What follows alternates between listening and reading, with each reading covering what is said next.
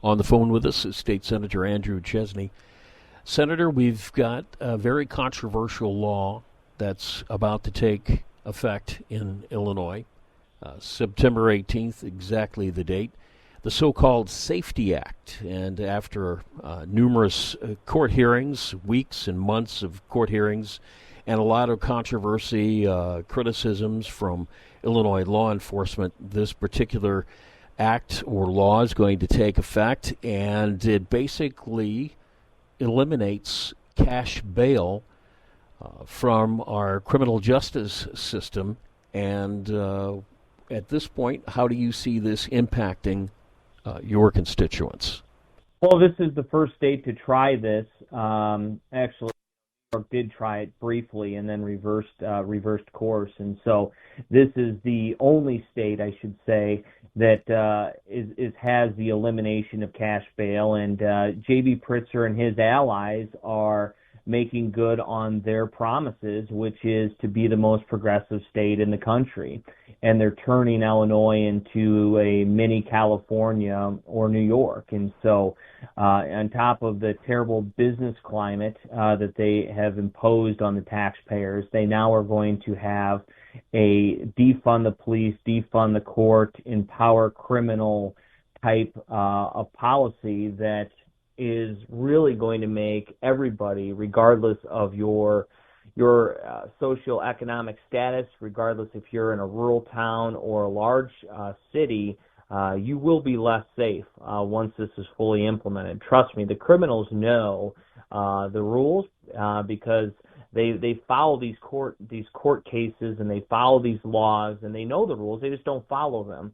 And they choose this life in most all cases, and they choose to break them. And so, there are many people in jail now that won't be in jail in a few days here. And the empty the jails is on the Democrats' watch, and this is something that they want. And what they need to do is join Republicans to fix it.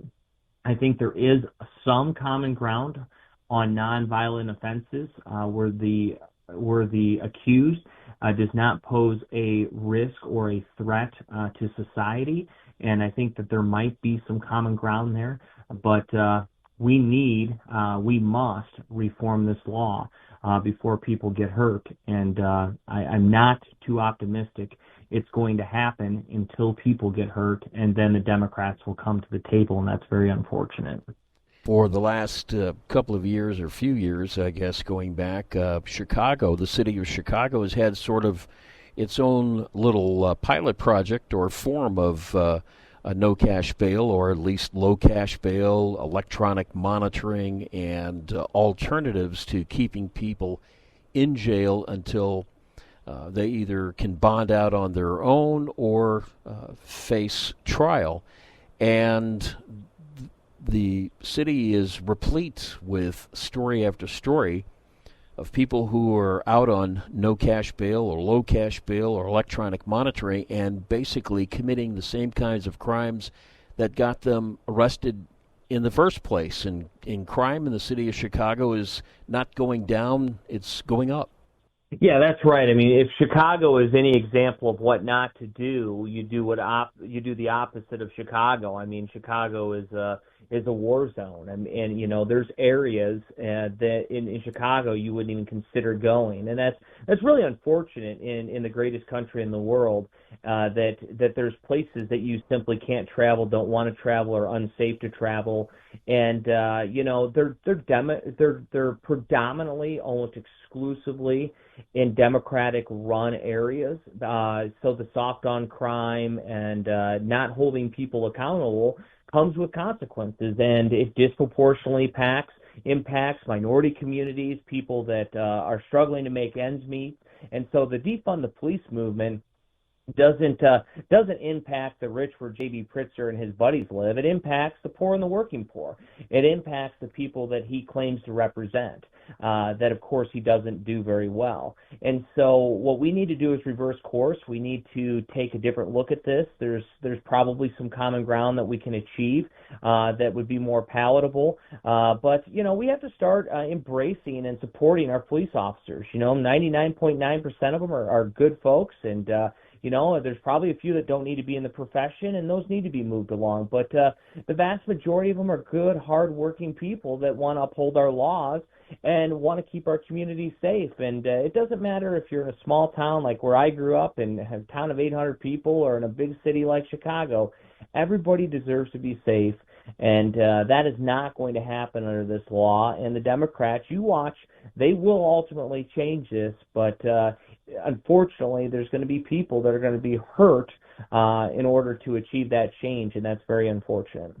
As I mentioned, the law takes effect on September 18th, and we'll, I suppose, and the people of Illinois will have to kind of wait and see the impact in their own cities and communities and neighborhoods.